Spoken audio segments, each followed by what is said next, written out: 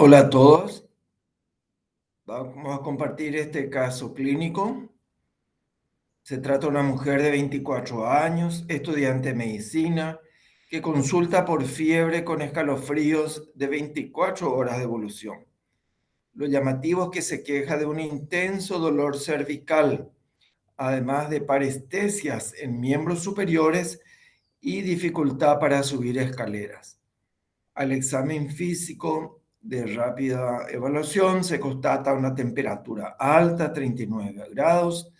Llama la atención un forúnculo en región malar que fue manipulado días antes. Lo llamativo del examen físico que tiene un dolor exquisito al comprimir la apófisis espinosa de la cuarta vértebra cervical. Además tiene cuadriparesia, reflejos ototendinosos débiles en brazos y piernas y un nivel sensitivo a nivel del cuello. Haciendo un análisis rápido de este caso, vemos que es un cuadro febril agudo con trastornos neurológicos y la ubicación del trastorno neurológico posiblemente se encuentre a nivel de la columna cervical, pero como se acompaña de fiebre, se sospecha un cuadro infeccioso y el punto de partida podría tratarse del forúnculo en la región malar. Ante estos casos debemos sospechar rápidamente un absceso espinal. Bien, en esta clase de repaso vamos a evaluar los síndromes de lesión medular. No siempre son de compresión. Los objetivos de esta clase son entonces hacer un repaso rápido de la anatomía y fisiología de la médula espinal. Vamos a identificar el nivel de la lesión medular en base a la semiología del sistema nervioso central, ya sean las áreas motora, sensitiva y autónoma. Vamos a reconocer las principales enfermedades, tanto agudas como crónicas, que se presentan como un síndrome de lesión medular en nuestro país. Vamos a solicitar los métodos auxiliares de diagnóstico adecuados a la patología de la columna vertebral y vamos a valorar el diagnóstico oportuno y el tratamiento precoz para evitar las secuelas. Para recordar, la etiología de las enfermedades espinales son múltiples.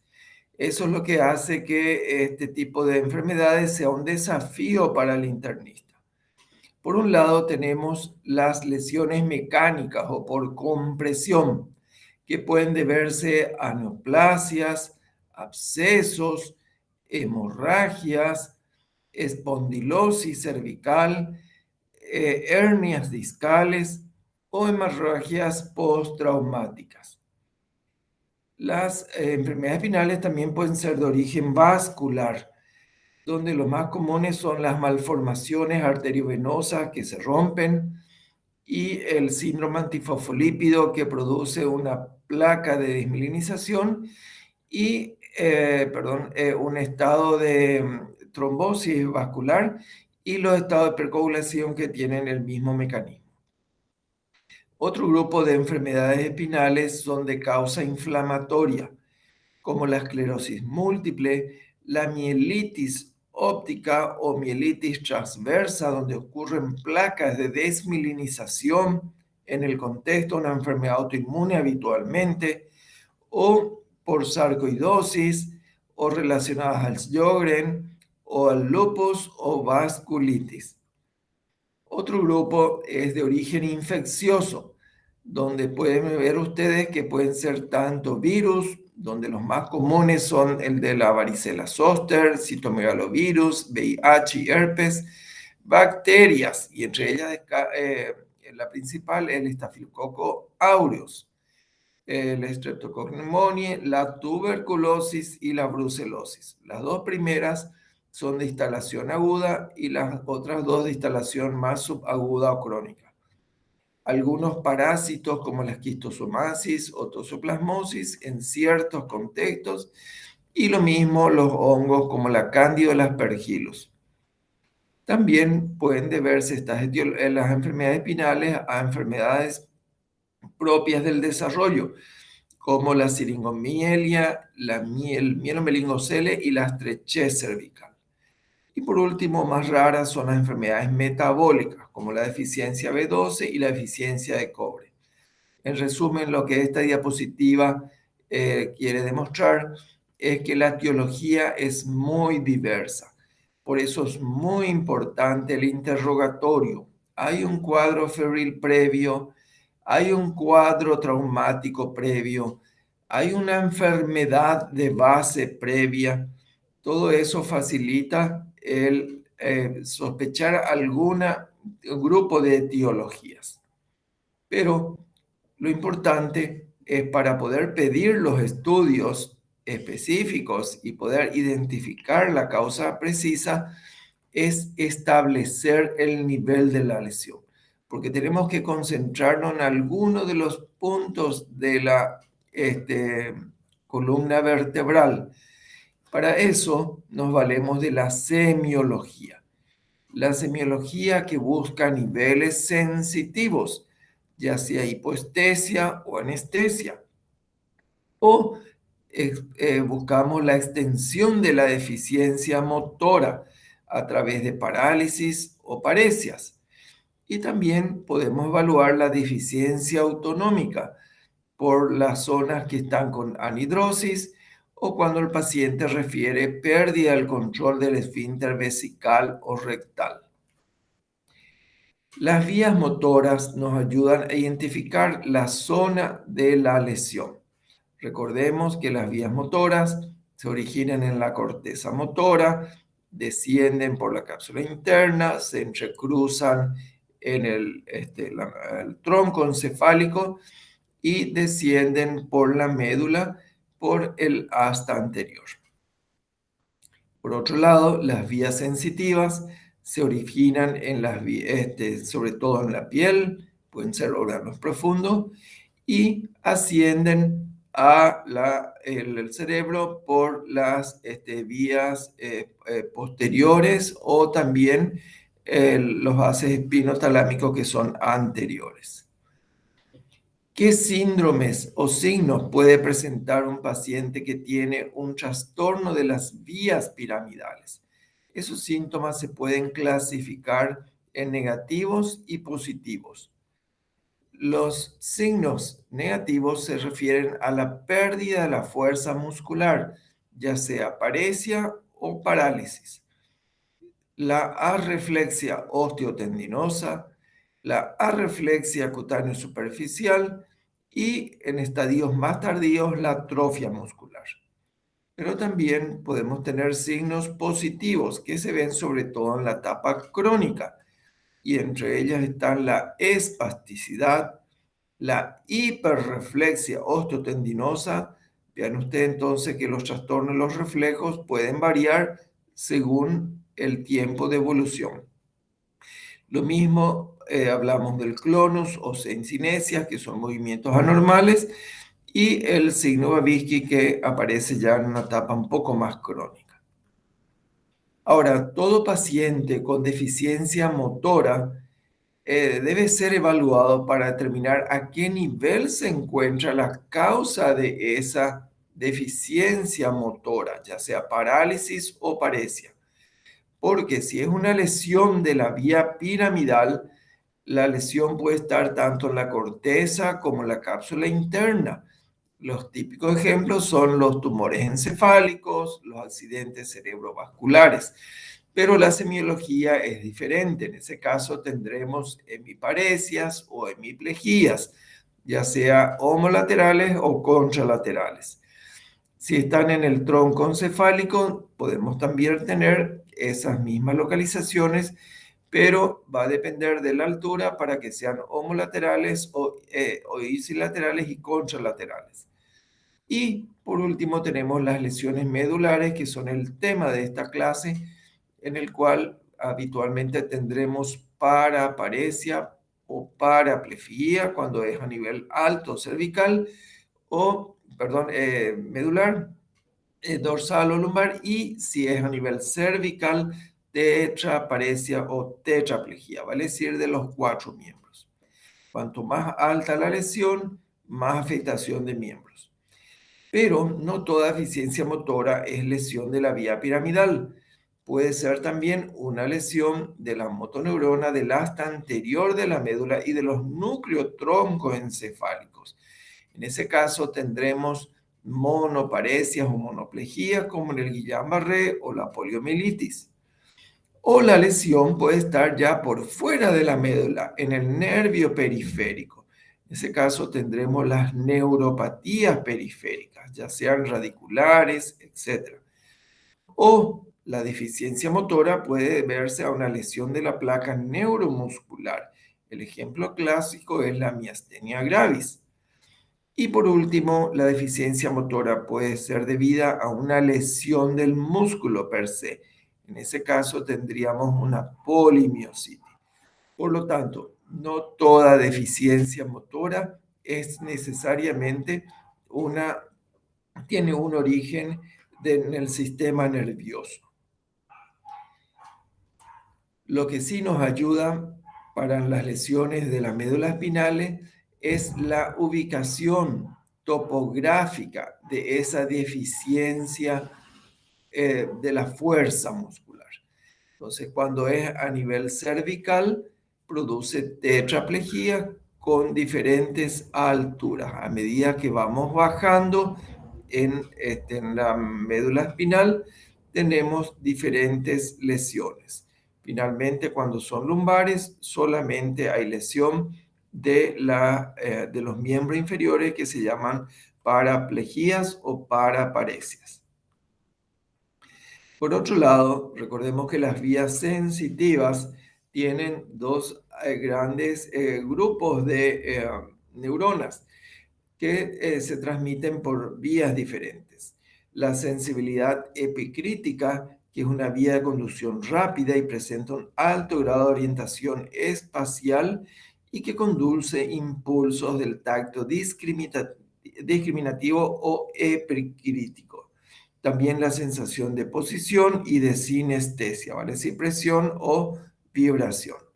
Y por otro lado, la sensibilidad protopática, que discurre por otras vías y que conducen sobre todo en las sensaciones de dolor, prurito, temperatura, sensibilidad y tacto.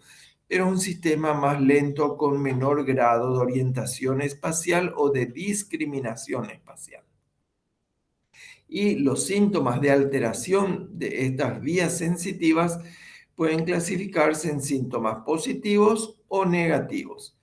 Los positivos pueden llamarse parestesias o percepciones de sensaciones anómalas sin aplicación de un estímulo aparente. Y disestesias, que se conocen como sensaciones anómalas tras la aplicación de un estímulo. Es decir, aplicando un estímulo suave se siente como si fuera una compresión intensa, por ejemplo, en la piel. Es una sensación anómala. Por otro lado, podemos tener síntomas negativos, como la hipoestesia o disminución de la percepción sensitiva y anestesia, que es la ausencia completa de dicha percepción. Sea cual sean estos síntomas, positivos o negativos, se corresponden perfectamente con los dermatomas. Vale decir, la médula cervical se distribuye para la sensación del cuello, miembros superiores, los nervios torácicos, por todo lo que corresponde al tórax y el abdomen superior, y las que se originan en las zonas lumbares, en miembros inferiores, y las sacras en la zona perineal y cara posterior de los miembros inferiores. Entonces, cuando examinamos las vías nerviosas, tenemos que tener en mente un gráfico que nos oriente exactamente cuál es la zona de la médula que está afectada, siguiendo estos dermatomas afectados. Y por último tenemos la deficiencia autonómica, ya que las vías nerviosas simpáticas y parasimpáticas, que son las encargadas de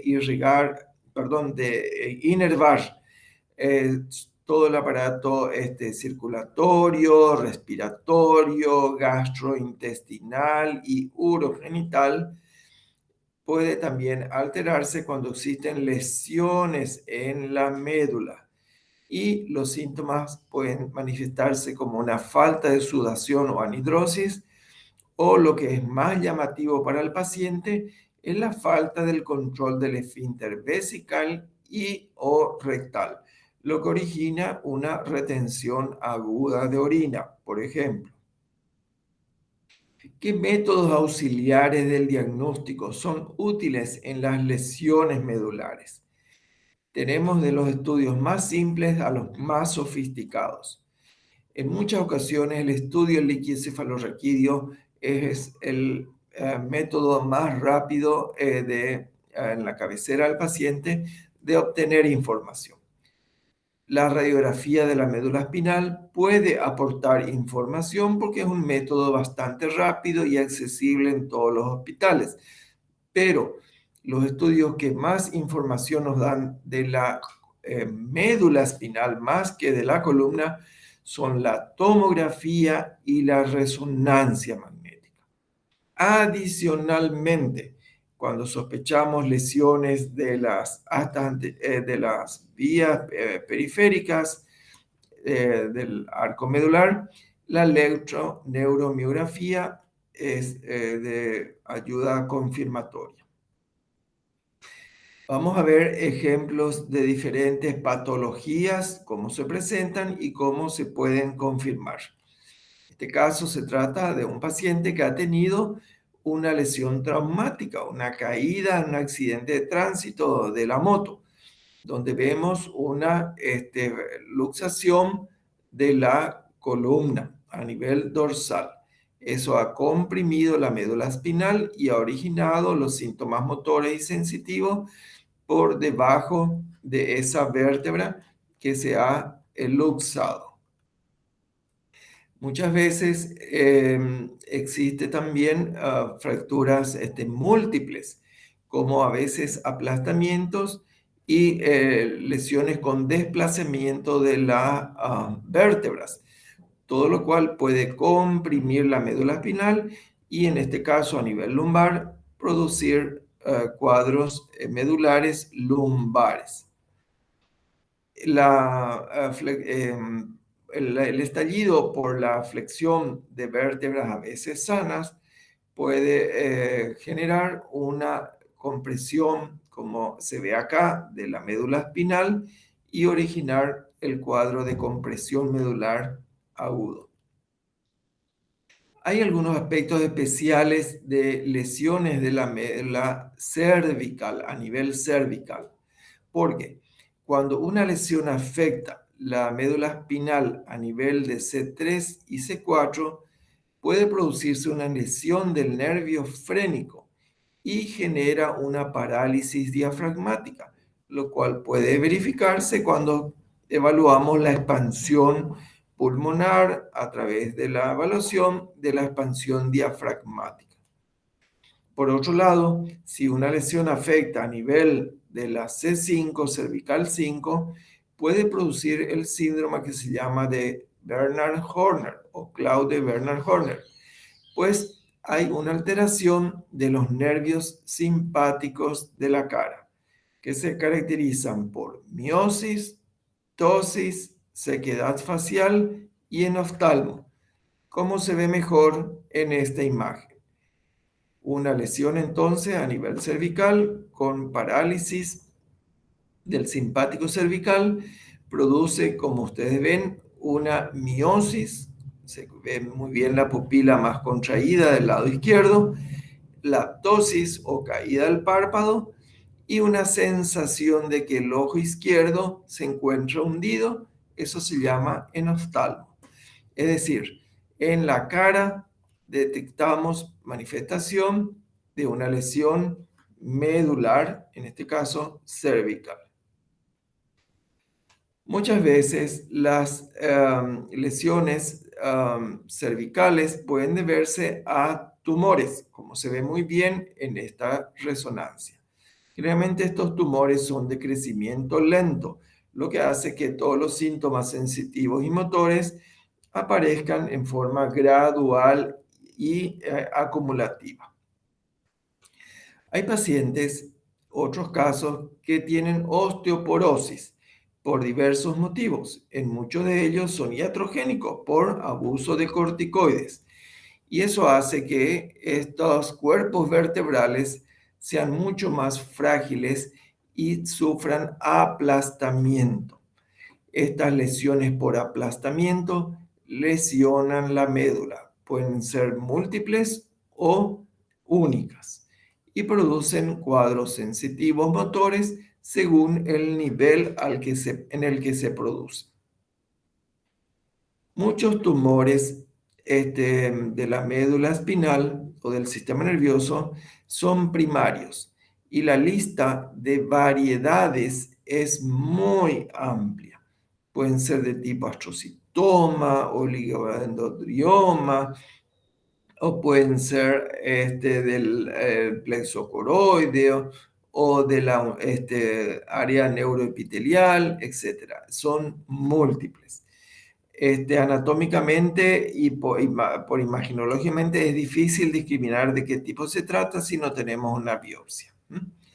Pero los que más nos interesan son los tumores secundarios o metastásicos del sistema nervioso, pues proceden de otros órganos. Y los más comunes son los de mama, pulmón, próstata, sarcomas, riñones, tubo digestivo y piel melanoma. Estos tumores pueden asentar a diverso nivel de la médula. Como en estos casos, vemos un meningioma, tumor primario de la médula dorsal. Podemos también tener un neurinoma, puedes tener también una metástasis ósea. Como ven, hay una rarefacción de este cuerpo vertebral y una intrusión de masa sobre la médula, originando, como ven, a esta altura, las últimas dorsales, un síndrome de compresión medular a este nivel. Y un astrocitoma a nivel de cervical, casi ya en el bulbo raquídeo. Estos diagnósticos de primario, secundario, no se hacen con imágenes. Las imágenes nos permiten localizar la ubicación y la extensión. Se requiere histología para esta confirmación de la estirpe del tumor. Muchas metástasis óseas suelen venir en el varón de la próstata y en la mujer de la mama, pero en ambos también puede haber del pulmón, como se ve en este caso de la primera vértebra lumbar, que se ve en la radiografía de un aspecto rarefacto comparada con las contiguas y cuya altura está disminuida porque ha perdido la fuerza, perdón, la consistencia y se comprimen fácilmente. En la de frente se ve esta vértebra que corresponde a la misma, la primera lumbar, que tiene un aspecto diferente. Esto se debió al final a una metástasis ósea. Con la resonancia se ven más detalles. Es la misma radiografía donde se ven estas lesiones que comparativamente con las demás muestran la vértebra única, deformada, aplastada y comprimiendo la médula espinal. Muchas causas son infecciosas. Esas infecciosas pueden asentar en la vértebra. En este caso hablamos de osteomielitis. Puede afectar en el disco intervertebral. Eso se llama discitis. Pero muchas veces existen colecciones purulentas que pueden asentar en las meninges. En ese caso tenemos colecciones purulentas subdurales, epidurales, incluso con una proyección dentro de la médula.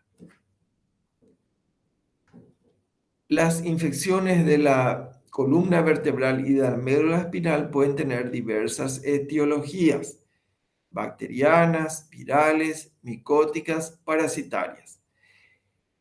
Pero las más graves son las bacterianas debido al estafilococo y las crónicas debido a la tuberculosis, como vamos a ver en imágenes próximas. ¿En quiénes son más comunes estas infecciones? En los que tienen inmunodeficiencias, los que usan crónicamente corticoides o inmunosupresores, los adictos a drogas intravenosas, porque facilitan la entrada del estafilococo a partir de la piel, los que abusan de antibióticos y generan gérmenes multiresistentes, y los que tienen comorbilidades como diabéticos, pacientes con cáncer o insuficiencia renal crónica. También una cirugía de la columna vertebral puede ser la puerta de entrada a una de estas infecciones, sobre todo bacterianas.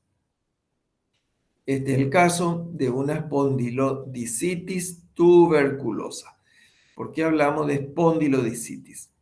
Porque se inicia en la cara anterior del cuerpo vertebral y de ahí se expande a las vértebras adyacentes a través de los ligamentos intervertebrales.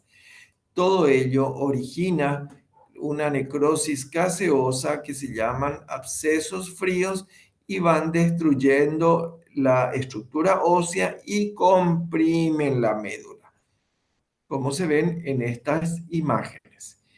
Esto también podría corresponder a una neoplasia perfectamente. Por imágenes no podemos tener esa certeza. Pero al hacer el estudio histológico de material extraído de esta zona, puede hacerse por punción, se confirmó la presencia de granulomas caseosos. Por lo tanto, hacemos el diagnóstico del mal de Pot o espondilodiscitis tuberculosa. Otra imagen de mal de Pot, pero este sería ya a nivel cervical. Como vemos, una lesión de la vértebra y con una colección caseosa que comprime a la médula a nivel cervical.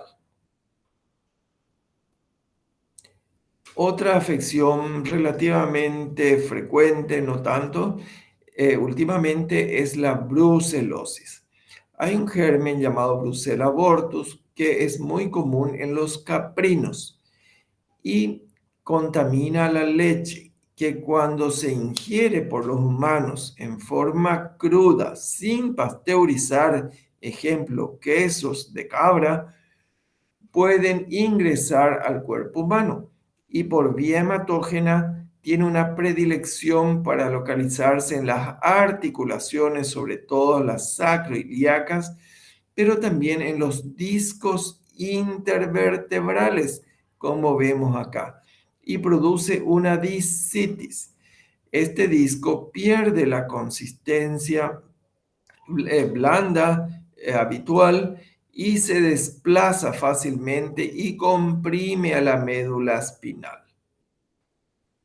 Muchas veces también se forman abscesos que per se comprimen. O sea, los mecanismos son diversos.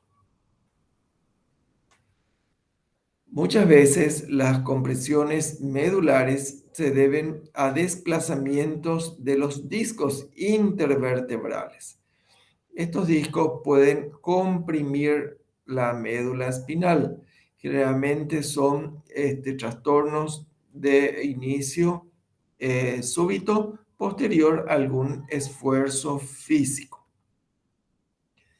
Esas compresiones pueden afectar diversas porciones de la médula, como de las raíces nerviosas, o el filum terminal o la cola de caballo.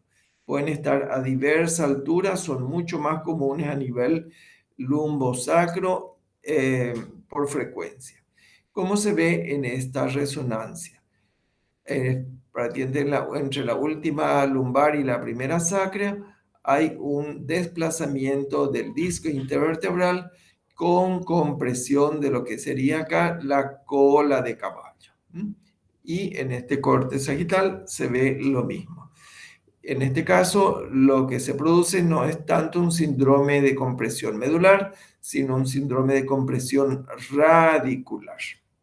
Pero semiológicamente el paciente consulta con deficiencia motora y hiperestesia.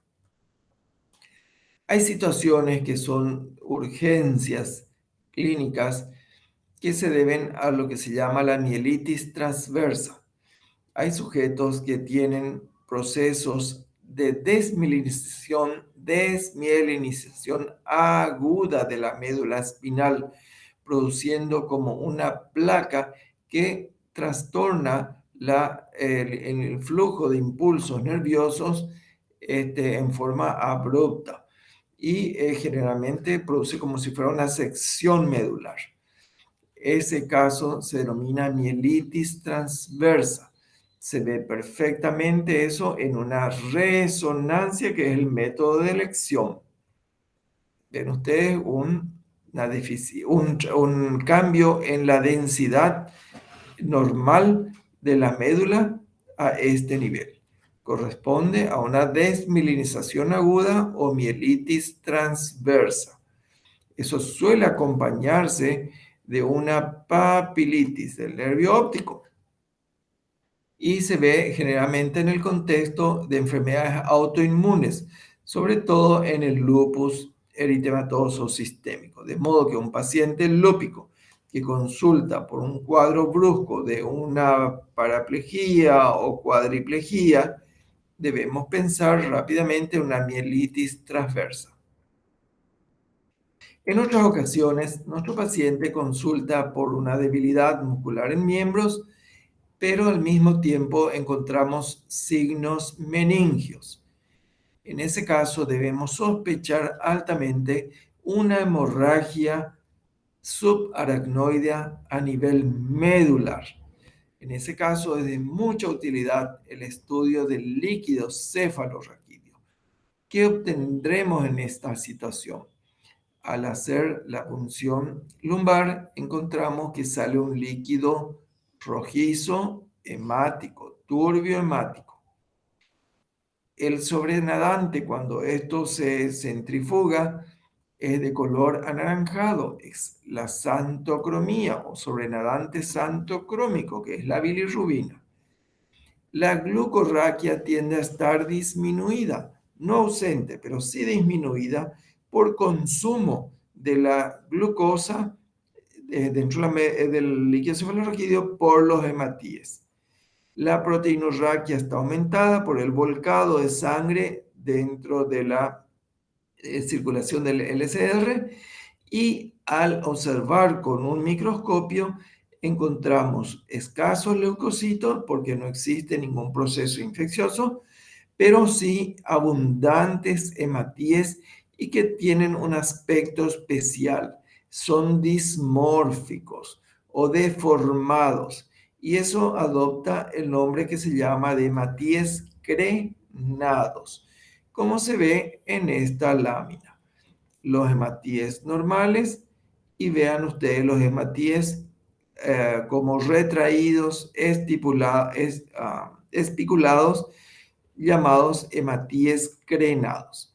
Esto es indicio de una hemorragia subaracnoide que puede ocurrir a nivel medular.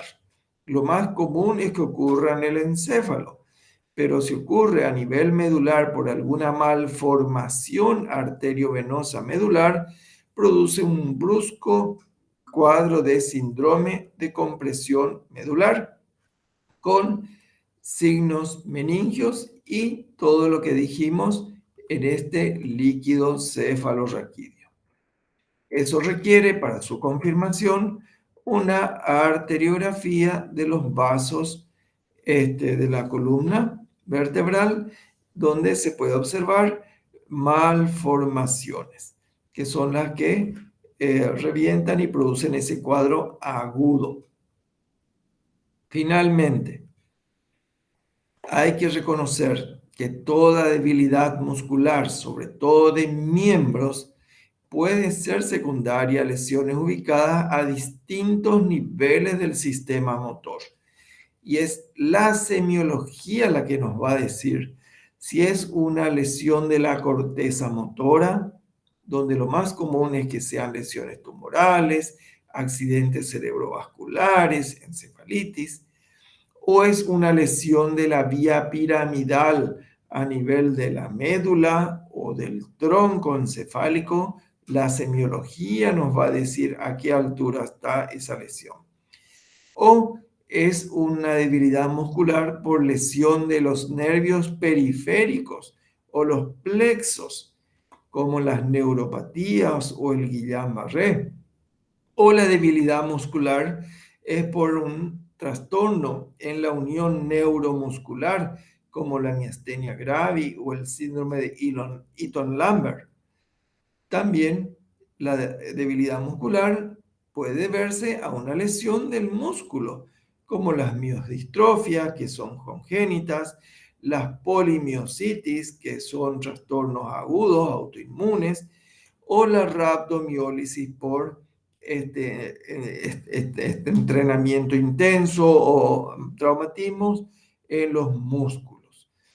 Y finalmente, no olviden que la debilidad muscular puede deberse también a un estado de simulación en pacientes que tienen trastornos psiquiátricos. Pero la semiología nos va a decir a qué nivel se encuentra y si el paciente está o no simulando.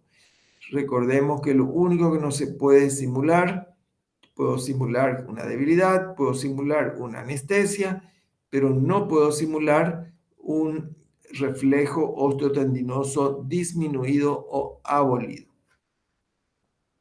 Finalmente, las características de las enfermedades de la médula espinal son que estas lesiones pueden tener efectos devastadores en la salud de los pacientes, porque le producen mucha discapacidad por afectar la funcionalidad de los miembros. Recordemos que la médula espinal concentra en muy poca superficie sistemas motores sensitivos y autónomos, tanto del tronco como de los miembros. Por lo tanto, una lesión muy pequeña puede producir aún así una lesión devastadora. Y que el mejor abordaje para las enfermedades de la médula espinal, repito, es la semiología, la historia clínica, el estudio minucioso de las vías motoras, sensitivas y autónomas. Y en base a los antecedentes, a los hallazgos, el uso racional de métodos auxiliares de diagnóstico. De balde me va a servir una resonancia cuando es una hemorragia sornoidea. O una radiografía no me va a servir cuando es un absceso espinal. Por eso es importante saber la enfermedad más probable que produce esa enfermedad espinal y en consecuencia pedir el método auxiliar que puede darnos mayor certeza en la confirmación diagnóstica. Y muchas de estas afecciones espinales pueden ser reversibles, siempre que se diagnostiquen oportunamente y reciban un tratamiento adecuado. De modo que nuestros exámenes semiológicos deben ser rápidos. Nuestros estudios diagnósticos deben ser precisos y rápidos para poder realizar un tratamiento oportuno y evitar las secuelas. Por eso, a las enfermedades de la médula espinal se las consideran como urgencias neurológicas. Pero para eso requerimos tener conocimiento de patología médica, semiología médica, imágenes y, desde luego, clínica médica que une todos esos conocimientos. Muy bien, quedaron en el tintero los síndromes troncoencefálicos que ustedes pueden leer en los libros, donde lesiones de diferentes ubicaciones pueden producir diversos síndromes que comprimen a diferentes estructuras en una zona también muy estrecha que es el troncoencéfalo. Muchas gracias.